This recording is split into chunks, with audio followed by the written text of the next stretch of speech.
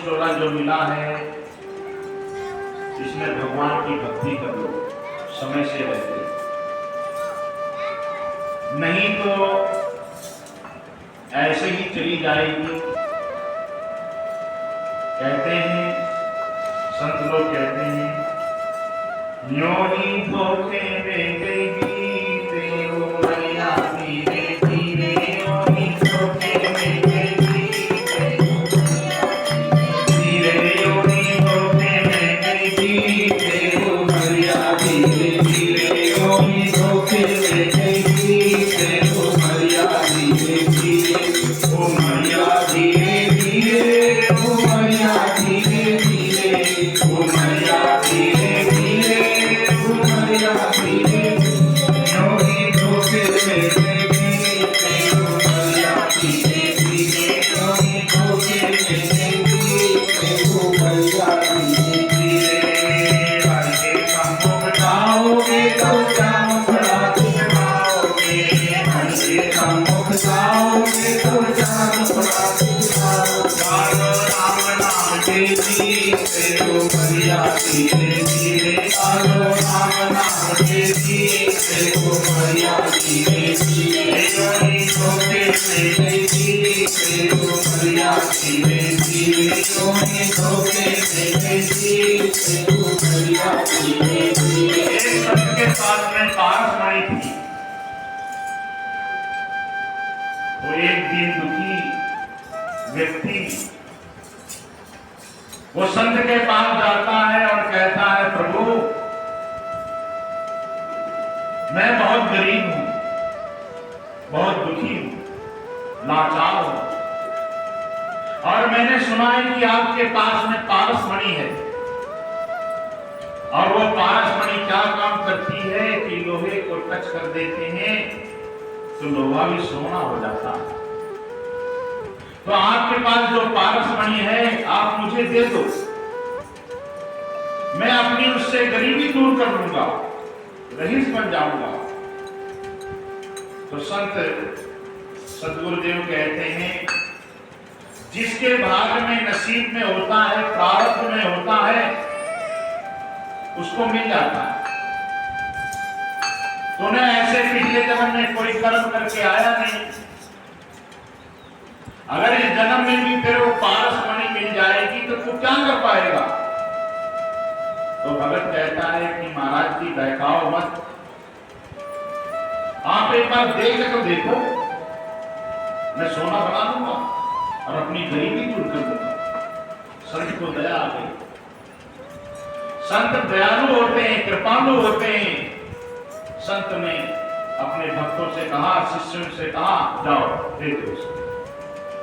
और वो पारस मणि लेकर के रास्ते में जाता है, सोचता है, विचार करता है कि पारस मणि जाते ही तुरंत लोहे को टच कर दूंगा और सोना बन जाएगा, बेच करके अपनी गरीबी दूर करूंगा।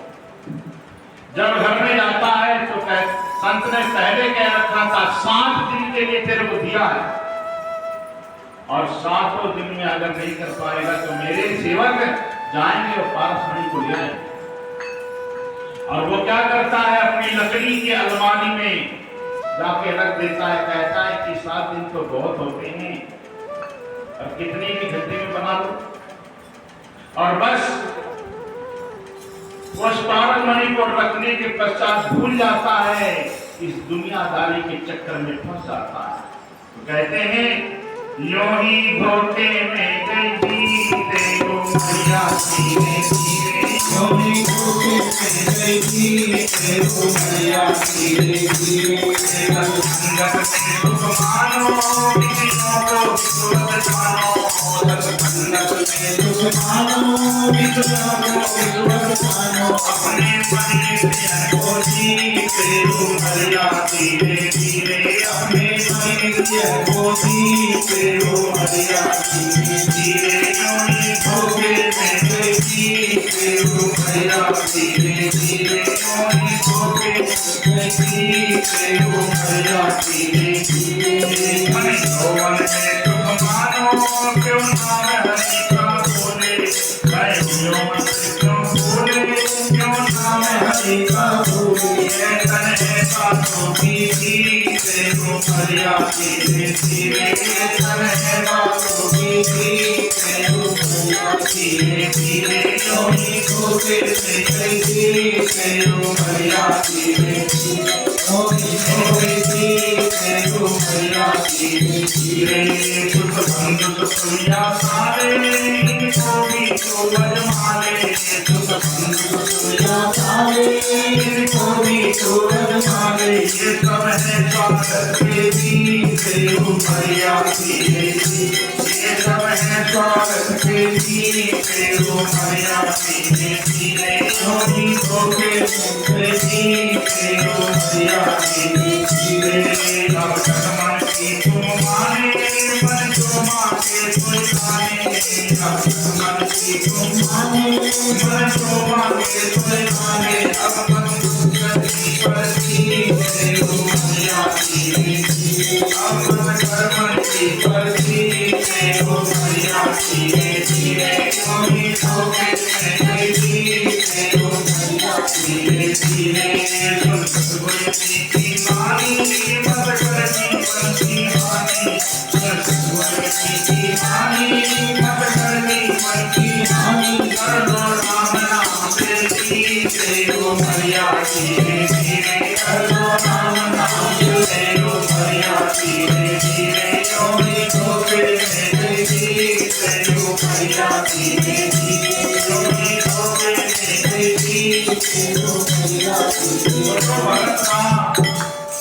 संत ने जो पारसमणि दे रखी थी उसने अपने लकड़ी में अलमारी में रख दी और सोचता है विचारता है कि 7 दिन तो बहुत हो गए, इन 7 दिनों में पता नहीं क्या करूंगा।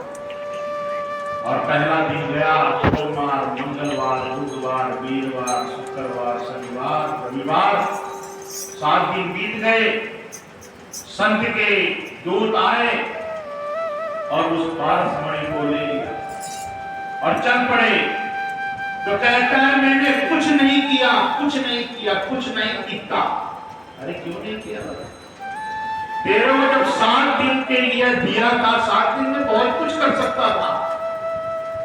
तो प्रियो, भगवान रूपी सद्गुरु और जीव रूपी जो शिष्य था उसको अवसर दिया मनुष्य को लेकर। वो कहता मैं 7 दिन में बहुत कुछ कर लूंगा, तुम्हारा नाम जप लूंगा। नाम रूपी पारसमणि को लेकर के बस अलमारी में रख देता है, अज्ञान रूपी अलमारी में, और कहता है मैं बहुत कुछ कर लूंगा। बचपन चला गया, शिशु चली गई, जवानी चली गई, अब वृद्धावस्था भी चली गई। तो कहता है मैंने कुछ नहीं किया प्रभु। जब यमदूत आते हैं और उसकी प्राण को खींचते हैं, उस जीव को खींचते हैं, ले जाते हैं, तो कहता है मैंने कुछ नहीं किया। अरे क्यों नहीं किया? सिर्फ जब अवसर मिला था। इसीलिए प्रियो कहते हैं मौका यही है, गंगा बह रही है, भागवत रूपी गंगा बह रही है, इसमें जिसको डुबकी लगाना हो लगा लो, नहीं तो ये तो 7 दिन में समाप्त हो जाएगा। रह जाओगे हाथ मलते हुए, हमने नहीं सुना, नहीं सुना। क्यों नहीं सुना? सुन लो। इसलिए श्रीमद् भागवत कथा में आज जो है रुक्मिणी विवाह होगा। तो कल आप सुन रहे थे माता यशोदा अपने भगोने में मटकी में दूध उबाल रही थी। उसी समय कन्हैया ने मां से कहा, मां यशोदा मैया कहा तू मेरी सच्ची मां है? हाँ, इसमें कोई शक है क्या? कहा नहीं, फिर भी एक बात पूछता हूं कि मैं संसार में तुमको सबसे प्रिय चीज क्या है? कहा बेटे संसार में सबसे प्रिय चीज तू है। कहा मेरे से सब अतिरिक्त सब फीके हैं। अच्छा देख ले मां, मैया जब समय आता है ना तो अच्छे अच्छे लोग भूल जाते हैं, कहा बेटा मैं भूलने वाली नहीं। कहा ठीक है। अब उसी समय क्या हुआ कि लाला को दूध पिलाने लगी और जो दूध रखा हुआ था उफलने लगा। उसने कहा बेटा मैं दूध थोड़ा सा उतार के रखा हूं, लकड़ी हटा दूं, नहीं तो दूध बाहर हो जाएगा। कहा मां अब मैं दूध पी रहा हूं तो छोड़, कोई कमी है क्या तेरे को दूध की? तेरे घर में 9 लाख गाय हैं, अब किसी का निकाल पाती होगी, किसी का नहीं निकाल पाती होगी, सबका थोड़ी निकाल पाती होगी। तो कहा नहीं बेटे फिर भी एक दूध है उबल जाएगा। और ऐसे माँ को मनाता रहा कन्हैया। माँ ने कहा ये तो ऐसे ही है, और ऐसे हाथ फेरता रहा। माँ मानी नहीं है सोचा, और ऐसे जैसे उठा करके पटक दिया, नीचे रख दिया और तुरंत दूध की तरफ भागी। तो कन्हैया ने कहा देखा, इसका मतलब ये दूध से भी जो मैं अमूल्य वस्तु को छोड़ करके दूध इस टाइम अमूल्य हो गया, अब मुझे फेंक दिया। क्रोध आया कन्हैया को, वो दांतों से होठों को चबाने लगा गुस्से में, और रोते हुए अंदर चला गया। और जहां दही रखा हुआ था मटकी में, मक्खन रखा हुआ था, खूब खाया और बंदरों को भी खिलाया और फोड़ भी दिया गुस्से में। और फोड़ने के पश्चात जब माँ आई, दूध को रख करके देखा तो लाला नहीं नजर नहीं आया। अब जब अंदर गई तो लाला को क्या देखती कि लाला मक्खन खा रहा है, बंदरों को भी खिला रहा है, अपने ग्वाल वालों को भी बुला के खिला रहा है, और मटकी भी फोड़ रहा है, बिखेर रहा है। तो माँ डंडी लेकर के आया, छड़ी लेके आया, और उसके पीछे होगी। इतने में कन्हैया ने पीछे पलट के देखा, माँ आते हुए गुस्से से नजर से। कन्हैया भगा, माँ भी उसके पीछे भगी। आज देखो क्या लीलाएं हो रही हैं, परमपिता परमात्मा भाग रहे हैं और उनके पीछे उनकी माँ भी पीछा कर रही है। तो कन्हैया भागते भागते एक पेड़ पे चढ़ गए। माँ भी उस पेड़ में चढ़ तो गई, और कन्हैया ऊपर की डाली से गम से कूद गए। माँ ने सोचा कि 180 किलो का वजन, और अगर मैं ऊपर से ही कूद जाऊंगी तो हड्डी पसड़ी टूट जाएगी।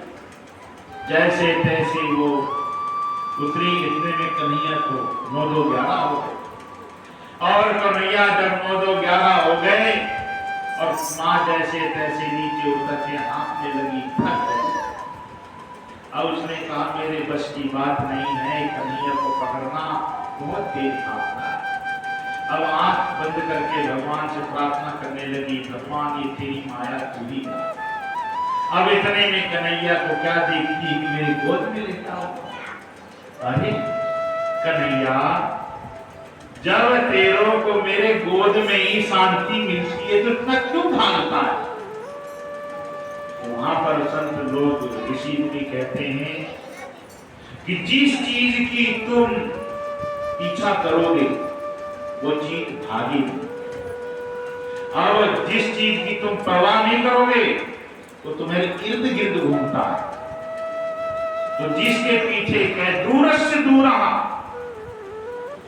वो आत्मा, वो परमात्मा दूर से भी दूर है और इतनी समीप है कि कहना क्या है। तो परम पिता परमात्मा किनके लिए दूर है? जो भगवान को मानते नहीं। जो भगवान को मानते नहीं, भगवान की परवाह नहीं करते और कहते इस संसार में परम पिता परमात्मा है ही नहीं।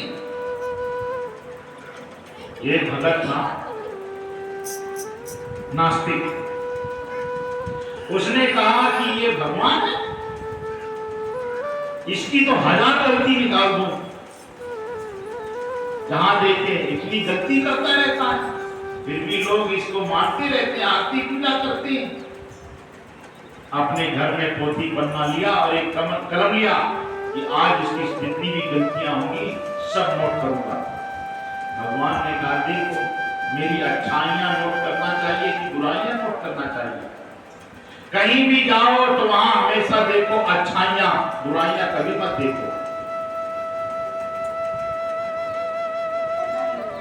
अब परम पिता परमात्मा को देखने के लिए, बुराइयां खोजने के लिए चल रहा। जाते ही उसने खेतों में क्या देखा, एक बड़ा सा कद्दू फला हुआ था। उसने कहा पहली गलती ये नजर जाए, अरे बेल पतली पतली सी, इतना बड़ा कद्दू, पहली गलती इसकी है। और दूसरी गलती, जब आगे चला तो उसके पैरों में कांटे लग गए। दूसरी गलती, अरे आंख यहां लगा रखा, पैरों में लगाना चाहिए ताकि नजर आ जाए। भगवान ने कहा अच्छा चल, अब तेरे को बताता हूं। भगवान फिर भी उसको नींद आ गई और एक दूलर का जो पेड़ था उसके नीचे लेट गया और भगवान तोते का रूप लेकर के ऊपर, सबसे ऊपर जो फल लगा हुआ था वहां जाकर के उसको फल को तोते ने काटा और उसकी सीधाई में वही फल यहां गिरा और गिरते तुरंत खड़ा हुआ। लगता है मेरा किसी ने सिर फाड़ दिया। तुरंत उठा और इधर उधर देखा, किसने मुझे मारा? कोई नजर नहीं आया। फिर वो लेटा और लेट करके जैसे ही वो आंख बंद करनी चाहिए, तुरंत उसकी दृष्टि ऊपर पड़ी, तोते के ऊपर। और वो जो उसने मन में आई कि कहीं अगर कद्दू ऊपर फला होता और वो अगर टूट के मेरे ऊपर गिर जाता तो आज क्या मैं बचता क्या? बस भगवान तू जो कुछ करता है अच्छा करता है। इसीलिए प्रियो, भगत को कैसा होना चाहिए? समर्पण होना चाहिए। भगवान हमारे अच्छे के लिए ही करता है। हम बहुत कुछ मांगते हैं, हमें ये मिल जाए, हमें वो मिल जाए। अरे भगवान जानता है तुम्हारी किस चीज में भलाई है और जिसमें भलाई होती परमात्मा दे जाता है। तो तुम कहते हो कि मैंने किया, मुझे मिल गया, भगवान को धन्यवाद नहीं देते। और जिसके लिए करते हो वो नहीं मिलता, जो परमात्मा जानता है इसमें इसकी हानि है, तो भगवान को कोसते हो। तो हमेशा भगत को कैसा होना चाहिए? समर्पण होना चाहिए। जिस प्रकार से एक बालक छोटा होता है, माँ के ऊपर समर्पण होता है, माँ भी उसका ख्याल रखती है कि इसको अभी दूध पिलाना है, नहलाना है, धुलाना है, खाना खिलाना है, सुलाना है। क्यों? क्योंकि माँ के ऊपर समर्पण है। और जब बच्चा बड़ा हो जाता है, माँ करती है, तो बच्चा कहता नहीं मैं अपने आप कर लूंगा। तो माँ कहती ठीक है कर ले, तो दुखी होता है। जब तक बच्चा माँ के ऊपर समर्पण होता है तब तक दुखी नहीं होता। और जब कहता मैं कर लूंगा अपने आप, तो माँ छोड़ देती। इसी प्रकार से भगत को आजीवन पर्यंत समर्पण रहना चाहिए। कभी भी भगवान को ये नहीं कहना चाहिए कि मैं कर लूंगा, नहीं तो भगवान छोड़ देते हैं, जा कर ले, तो दुख उठेगा। पगे पगे पिसारा तेरा, पगे पगे पिसारा तेरा, पगे पगे पिसारा तू ही है, पगे पगे पिसारा तू ही है, मन से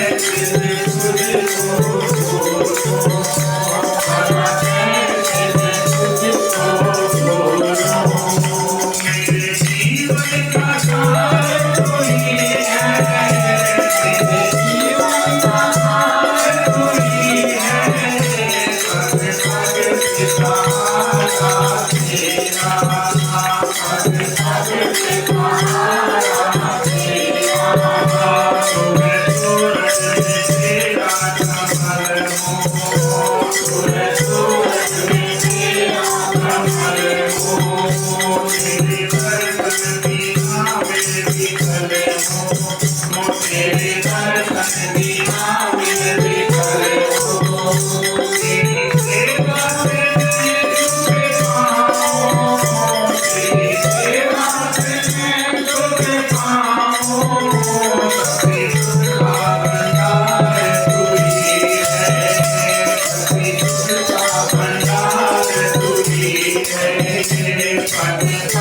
से सहारा तेरा, पग पग से सहारा तेरा, तोरे चंदा में तेरा कठोर हूँ, तोरे चंदा में तेरा कठोर हूँ, तोरे श्याम घटा में मोर हूँ, तोरे श्याम घटा में मोर हूँ, तुझे कैसे मैं नाच दिखाऊं, तुझे कैसे मैं नाच दिखाऊं,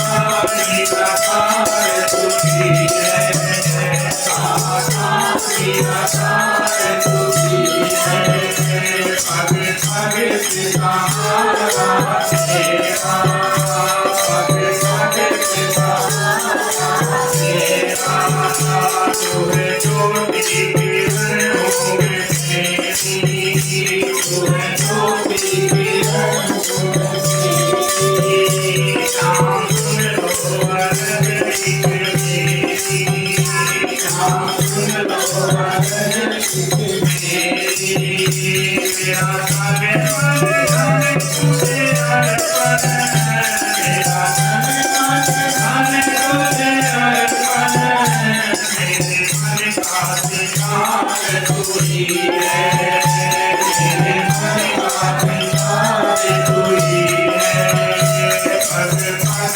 से सहारा तेरा, पग पग से सहारा तेरा, तोरे दाता में बिच्छू भिखारी, तोरे दाता में बिच्छू भिखारी, तोरे ठाकुर में तेरा पुजारी, तोरे ठाकुर में तेरा पुजारी, तुझे कैसे मैं नाच दिखाऊं, तुझे कैसे मैं नाच दिखाऊं, सारी रसार तुझी है, सारी रसार तुझी है, पग पग से सहारा तेरा, पग पग से सहारा तेरा, तोरे दाता में बिच्छू भिखारी, तोरे दाता में तेरा पुजारी, सांस सांस तुझे पूजे, मेरी सांस सांस तुझे पूजे, मेरी शक्ति करतार तुझी है, मेरी शक्ति करतार तुझी है, पग पग से सहारा तेरा, पग पग से सहारा तेरा, जितना दिल समर्पण होते हैं भगवान में वही आगे बढ़ते हैं। तो माता यशोदा समर्पण थी कन्हैया, तो स्वयं कन्हैया भी समर्पण है, दोनों परस्पर होता है। अब कन्हैया